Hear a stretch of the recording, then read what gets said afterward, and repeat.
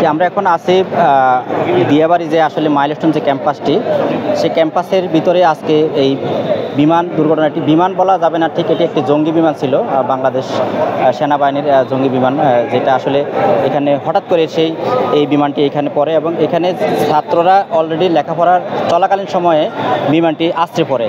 এবং আপনারা আজকে অবাক হবেন যে এই ক্লাস 2, 3, 4 অর্থাৎ এই ছোটো ছোটো বাচ্চাদের একদম ক্যাম্পাসের ভিতর গিয়ে এই বিমানটি পড়ে। ইতিমধ্যে প্রায় 30 থেকে 35 জন আমরা আসার আগেই অলরেডি তাদেরকে জীবিত এবং মৃত অবস্থায় বিভিন্ন হাসপাতালে নিয়ে যাওয়া হয় এবং আরও ক্যাম্পাসের ভিতরে এখনও লাশের সারি পড়ে আছে। ইতিমধ্যে আপনারা দেখেছেন আমাদের এখানে আসলে বিমান বাহিনী থেকে স্পেশালভাবে তারা এখানে বিমান ল্যান্ড করেছেন এবং সেখানেও তারা কিছু আহত যাত্রীদেরকে নেওয়ার ব্যবস্থা করছেন। আপনারা দেখছেন আমার সামনেই সেই ফায়ার সার্ভিসের বিশাল বহর দাঁড়িয়ে আছে। আসলে ছাত্ররা ক্ষিপ্ত, এতটা ক্ষিপ্ত যে তারা আসলে ভিডিও করাটাকেও আসলে তারা কোনোভাবে অ্যালাউ করছে না এবং আমরা আমাদের হাতে থাকা আমাদের একটি মোবাইল তারা নিয়ে ভেঙে ফেলে।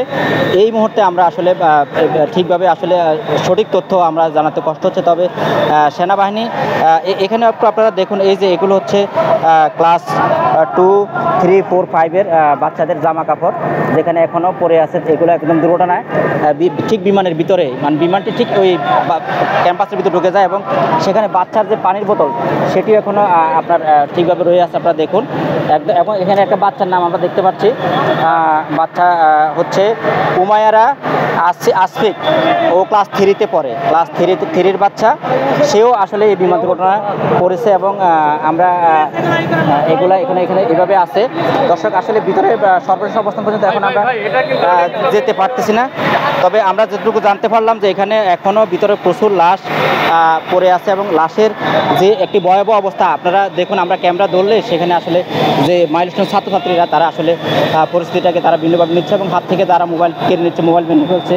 এই মুহূর্তে বিমানের এবং সেনাবাহিনী, আর্মি, পুলিশ, র্যাব সমস্ত বাহিনী এখানে তাদের উদ্ধার কাজ চলছেন এবং আপনারা দেখছেন এটি হচ্ছে মাইলস্টোন স্কুলের মাঠ। সেই মাঠের চতুর্দিকে হাজার হাজার মানুষ এসে আসলে তাদের বাচ্চা, তাদের সন্তানকে খুঁজছে।